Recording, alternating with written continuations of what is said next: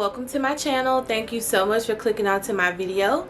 I am Kira Newson. If you are brand new to my brand, if you are brand new to me, you have no clue who I am. My main channel's name is Kira Daily.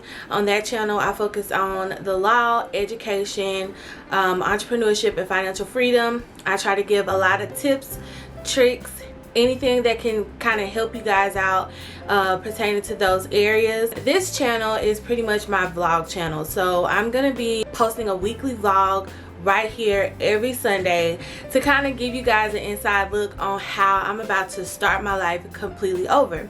As you can tell by the title, I am gonna talk about how I failed the Texas bar exam for October 2020. I will get into all of the tea about that, but right now let's just hop into some of the more important topics that kind of tie into how we got here. Okay, so like I mentioned before, my name is Kira Newson. I'm from Hattiesburg, Mississippi. I am 27 years old and I just recently graduated from Mississippi College School of Law this past 2020. So to give you guys kind of like I don't want to say backstory, but really a backstory on how we got here today, January 3rd. It all kind of starts December 19th. So if you go to my main channel, you will see a video where I posted and talked about how I moved to Texas. I moved to Houston. I was starting basically starting a new life in Houston. I got the opportunity to intern and have employment opportunities at the Harris County District Attorney's Office. It was an amazing opportunity. I wouldn't trade the experience for anything. I'm very grateful to even have still been able to do it, even though COVID kind of ruined it at the end. But I moved to Houston. Boom. Okay, first of all, let me just interject here. Moving to Houston was the dumbest thing I ever did, and let me explain why before we move on. One, although I did move to Houston with a job that I was already working at as an intern for 6 months, and then I would transition into employment. So I didn't move on a whim, just so we're clear. I moved with almost a year of planning, and if you know me personally, you know I've been trying to move to Texas for like 10 years, like ever since I was about 18 and graduated high school, and I'm about to be 28 this month. So for the past 10 years I had been trying to legitimately move to Texas, and so it finally happened. The opportunity presented itself and I was given a chance to go work there. So I thought, okay, this is perfect. But there was an issue. I wasn't established enough financially, being that I was still a broke college student, to go to Houston, move to Houston, and get a place on my own. However, I did have family members that had just recently got married that lived in Houston, so they allowed me to come live in their home. Shouldn't have done that, but I did, and we're just gonna leave it at that. So Houston ended up being horrible, and it wasn't because of the people. It was just so big, and me being from a small hometown, like Hattiesburg is not that big. I was just culture shocked all the time. Like everywhere I turned, I was just like, oh y'all do this, oh we do, oh, like it was too much. It was too much, and I just couldn't handle it, and I didn't like it, and I was already mentally starting to detached from this idea that, oh, I just gotta be in Houston, I just gotta be in Texas, I just gotta go. I legitimately wanted to go home. I wanted to go home. Honestly, I could say I wanted to move back home within the first month. I'm serious. I wanted to move home within the first month, and it wasn't because, like I said, it wasn't because of anything anyone did. I just did not like Houston, period. So moved to Houston, and it was great for the most part. The job part was great. It was the only reason I was there, to be honest. So then we're gonna fast forward to March of 2020, and I excitingly finally went out of the country for the first time, which was another thing that I have been trying to do for the past 10 years. So essentially I was just knocking off all these goals left and right, and it seemed like it took a long time for me to get there, but I was always working towards them within this 10-year span. So I go out of the country. Cuba was beautiful. I have vlogs on my main channel of the Cuba trip. I vlogged the entire time. My classmates were amazing. My teacher was amazing. It was just an amazing experience. And I don't know if I'll ever go back to Cuba, just because you have to kind of have a reason to go. But if I ever get the chance to go back, I know some of the things that I would want to do separately, you know, from being in like a group tourism type of vibe, if that makes sense. So went to Cuba. Cuba was great. Okay, y'all, COVID turned up while I was in Cuba. Okay, so the school, like the administration was like, hey, they didn't call me, they called my teacher. Hey, you know, we think you guys should come back. Like, we just want to let y'all know what's going on. Y'all decide if y'all want to come back or not. And at this point, Trump was like closing the airports. So we were just like, let's go. So we left, and I got back to Houston, and things just went south as far as like quarantine and everybody losing their marbles, literally. And it was almost just like, I felt a little bit more scared to come back home with the virus than being in a place that had 0 cases. Like, I almost was just like, maybe I need to stay away from y'all, because I've been in a place that had 0 cases. So I'm coming back to the place that is spreading, and in Texas it spreaded like wildfire. I'm sure just like everybody else, but it just seemed so intense because I was there. So I stayed in the house, quarantined, tried to do my best, you know, to abide by any rules that I was given, because like I said, it was not my house that I was living at. So I just tried to do my part, play my part, make sure everybody was safe, and, you know, just be careful when I would go out. So that pretty much helped, because I didn't get COVID then. So everything was kind of like, okay, I don't really know what's going on. The whole world didn't really know what was going on. So it's not like, you know, just Kira didn't know. It was like everything was going downhill. So then around March 20th, the other job that I was working at, because remind you, I was an intern, so I wasn't getting paid. So I had another job at the YMCA working with the after school program, which was the same thing I did all throughout law school while I was in Jackson going to school. So worked with the kids.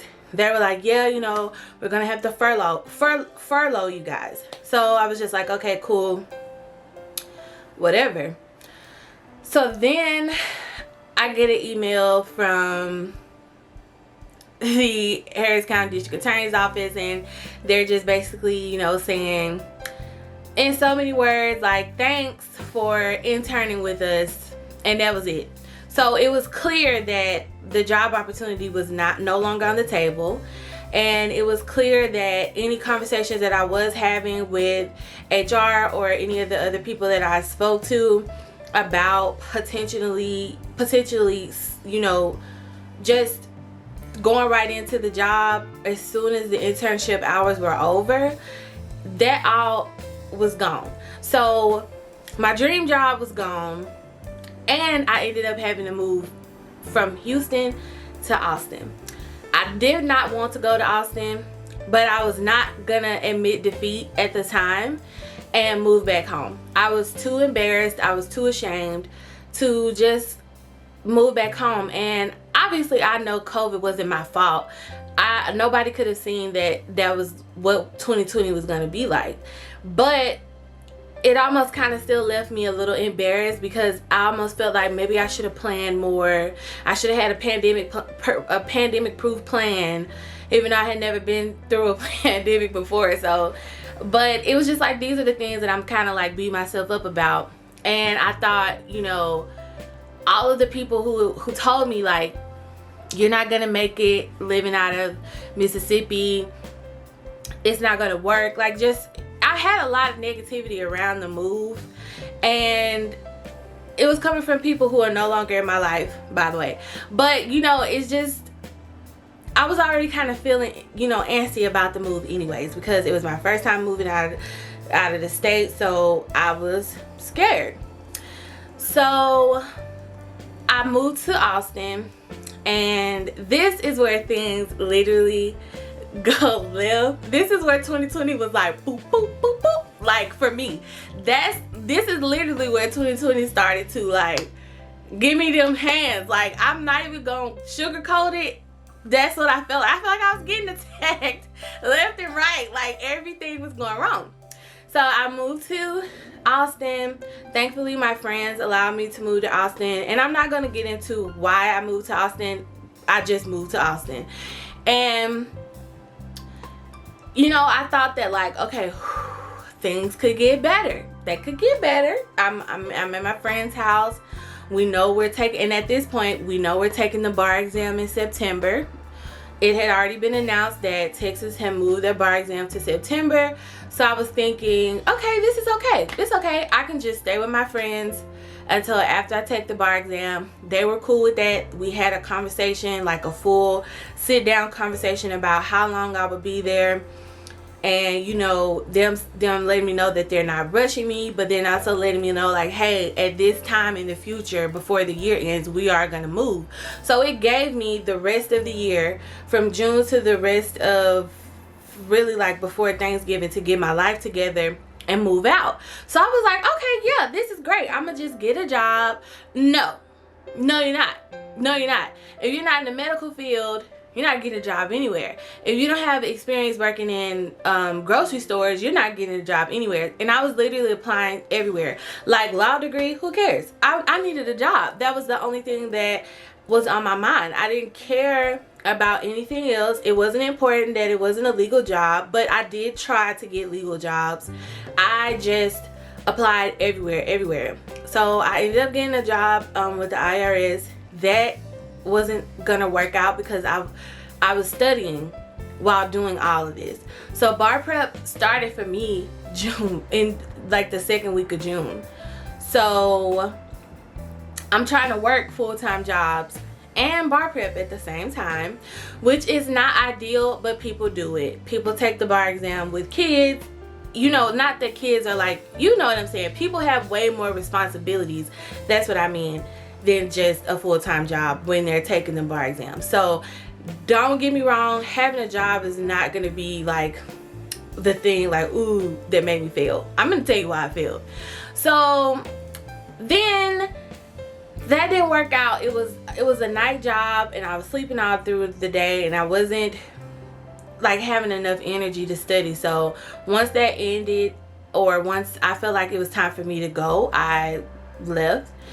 And then shortly after, I started working for Alorica, which if anybody wants to have any information about their work from home jobs, I'll be happy to do more work from home videos, but I'll get into that on my main channel.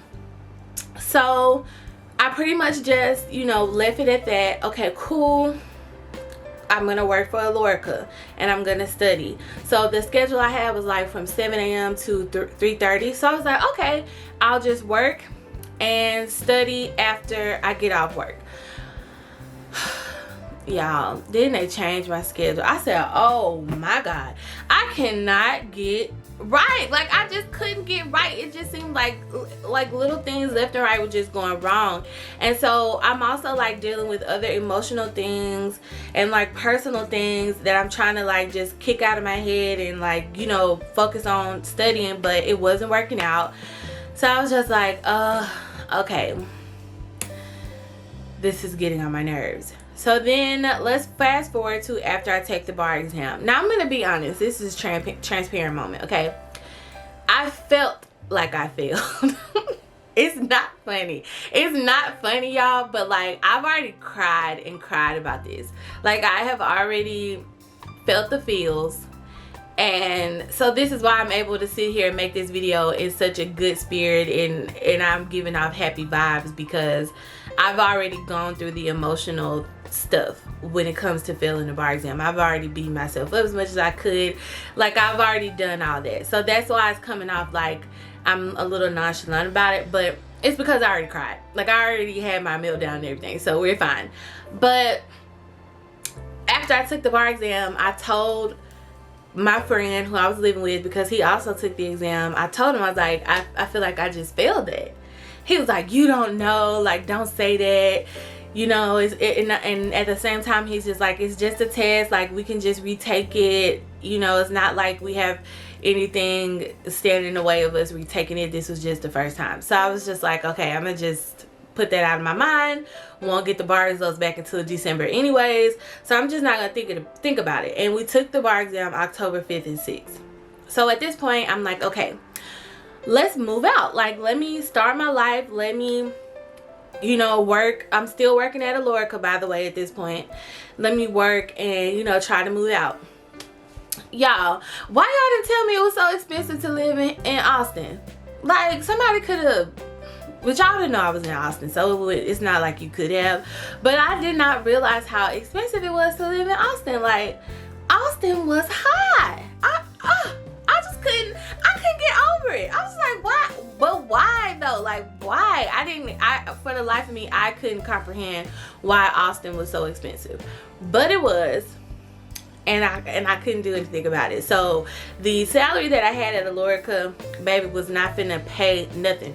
Maybe if I was living with somebody else, or if I had a significant other or something like that, husband, something like that, then, you know, I could manage it. But I just couldn't afford to live in Austin. That's just the flat out truth. I couldn't afford it. I wasn't being able to get jobs that I was qualified for because those people were not hiring like that. And if they were hiring, they needed people who could come in that had 10 to 30 years experience, an extra set of hands, and 2 more legs. And I just didn't have any of that. So it just became like impossible, as I'm sure it was for the whole world. Please don't get me wrong. I'm just trying to tell you how I went from happiest time of my life, got my dream job in my dream state, to now. I'm just trying to connect the dots for you, okay?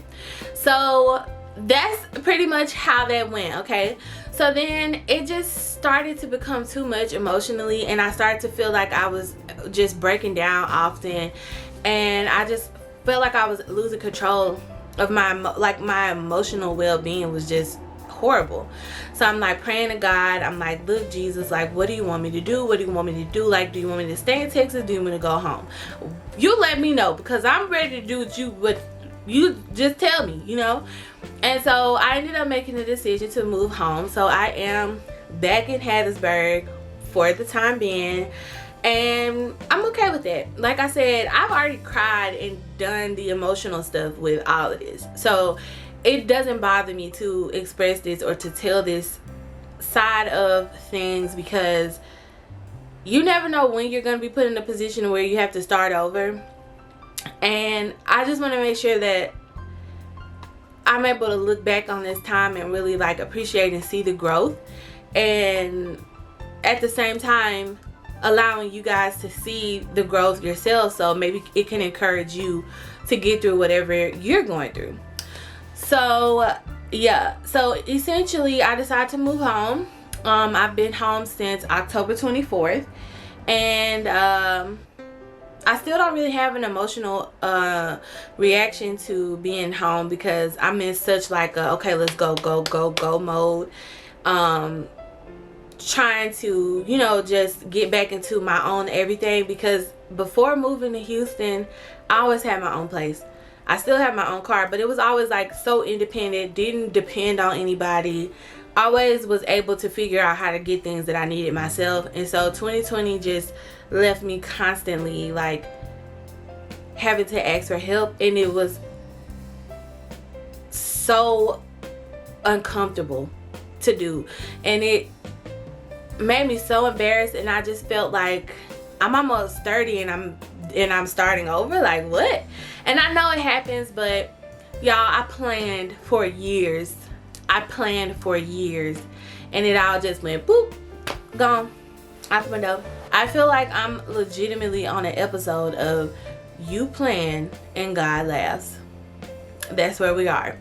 So yeah, so I moved back home, and then to switch over to a little bit of my personal life, I decided to end my relationship with my boyfriend. It was much needed. And then shortly after that, I ended up having an emergency surgery. didn't know that I was didn't know that I was bleeding internally for 5 days. Very close to dying. Like, it was so scary. That was like the most traumatic thing I think I've ever experienced, is just like going through that. And then my family couldn't be there with me for this surgery. I'm here now going on 5 weeks after the surgery, and I'm just now starting to feel like fully like Kira. And so that is why it has taken me so long to get back on social media, to get back to my main channel, and just kind of get back to me, because all of that took so much out of me. And I just did not, and I would not, and I refused to get on camera and cry and gripe and complain, because people lost their lives, people lost their family. I lost family members, you know, during, I think, like 2 weeks before the bar exam. So it was just like, I needed to take a break from everything and everybody. And that is why we are here today. And I am starting over, completely starting bar prep completely over. Getting back on my feet started completely over. I have a new job that I'm starting on Tuesday. That is a legal job, thank God, thank God. And yeah, so that's pretty much how we got here where we are today. Now let's talk about the thing that I know some of you clicked on this video to know: why I failed the bar exam, how I failed.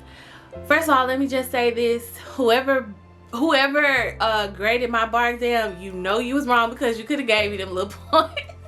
You could have gave me them little bit of points. Like, you could have gave me them little bit of points. Now you had to, y'all, I failed the bar exam by such little points that it kind of pissed me off to know that, like, I failed the bar exam for those little points. Are you serious? Are you serious? You couldn't find a few little extra points to slide on my test to get me on over the threshold. Okay, you couldn't do it. Okay, I'll take the L. I'll take it gracefully, but it's not gonna stop me from taking the bar exam again. It's not gonna stop me from being barred in Texas or Mississippi or Georgia, which are the 3 states that I always said that I would be barred in because of what I'm trying to do with my legal career.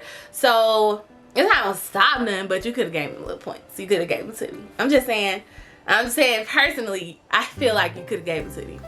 But anyways, y'all, so in Texas, if you don't know, this was the last state-specific Texas bar exam that Texas is giving. Texas is now a UBE state, which is great. But yeah, Texas is now a UBE state. So when I do take the bar exam again, the Texas bar exam again, I'll be taking a UBE. And for those of you who are going to take the bar exam, listen to me carefully, okay? We here. You can fail the bar exam by 1 point, baby. They're not gonna give you that 1 point. They're not gonna give it. They're not going to give it. If it's not there, it's just not there. And I used to say, like, I don't understand how people fail the bar exam. Well, now I know. Now I know. So there we go. And it's almost kind of as insult to injury that I failed it with so little points. Like, are you serious? You could have gave me the points. But anyways, so I am taking the bar exam again in July. I missed the February deadline because I'm not retaking the Texas bar right now. I'm gonna take the Mississippi bar for the first time. So I'm pretty much just starting bar prep over for a different state. I'm gonna take Mississippi July 2021, Texas February 2022, Georgia July 2022. That's my plan. That's how I hope it goes. We'll see. So yeah, and just to give you like a few things that I feel like I did completely wrong that hopefully you guys do not do wrong. 1, if you're in a relationship and that person is not supportive of you, and if it's a one-sided relationship, get out of it, okay? Because you're gonna need all the time you can get to study for this exam and to put all your focus into it. And so coddling other grown-ups is not going to work for you to be able to achieve success with this exam. It's just not going to.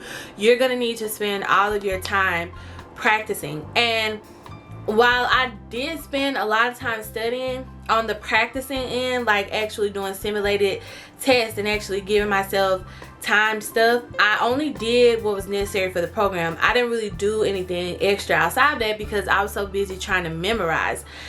Don't do that. You want to practice taking the exam because you already know the material, y'all. Like, if you've gone through law school and you've gotten to the point where you're graduating, you already know the material in the back of your head. And no, it may not be fresh, and yeah, there may be things that you have to go back and like actually reteach yourself, but you know this stuff at the end of the day. So it's not that you need to like drill the material so much as you actually need to practice taking the exam, which is where I fell short. I'm not a good standardized test taker anyways. I took the LSAT 3 times, so like do whatever you want to with that information, but I'm just telling you, it's not the end of the world to retake the bar exam. And I know it's gonna feel like it at first because I felt stupid. Like, how do you fail? Like, why did you fail? And then to get my results back and see that I failed by so little and see what section I really messed up on and how small but significant that section is, I'm just like, did you really? Okay, girl, you gotta get your life together. Okay, so yeah, all distractions need to go. Any distractions, they have to go. You also need to express to your family and friends, like, hey, look, I love y'all, but y'all gotta stop calling me. And that was a big thing for me. Like, I would get on the phone and then one person will call, this person will call, I will call this person, and then I look up and it's like, oh, it's time for me to be done for the day. And then in reality, I didn't really study that much because I was on the phone most of the time. And you would think that those things, you know, you would be able to control those things, but it was just something that I didn't realize would be so detrimental to my score. And you have to tell your family, like, hey, look, I need to study. Y'all gotta let me study. Let me study. So that's another tip that I can give. I also want to hear anybody else's story. Like, if you feel comfortable, of course everybody's not like me. I felt like I should share this because I've shared my whole law school experience on the internet since 2017. Really, I posted videos about law school all the way through, and a lot of the people that are on my main channel only subscribe to me because they're also in law school and they're like a few years behind me or a year behind me. And I want to be real and transparent. Like, it could happen.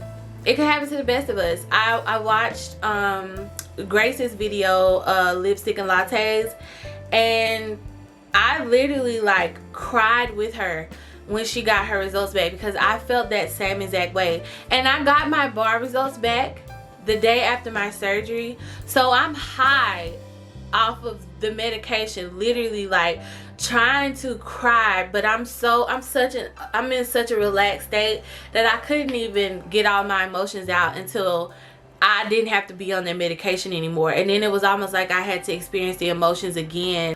If you have any information that you want to share, any stories that you want to share about your experience with the bar exam, whether you passed or failed, make sure to go ahead and leave it down in the description box. I would love to hear your story and how things worked out for you.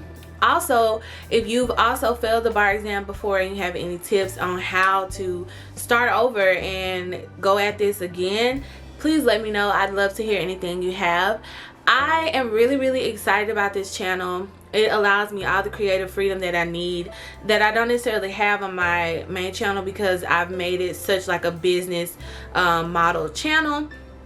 So feel free to go ahead and subscribe, like this video, share it with someone that you know who has either gone through this experience or is going through the experience now. I want to let everybody know that failed the bar exam this year that you're not alone and we can do this. Again, I'm Kira. Thank you so much for clicking onto my video, and I'll see you next time. Peace.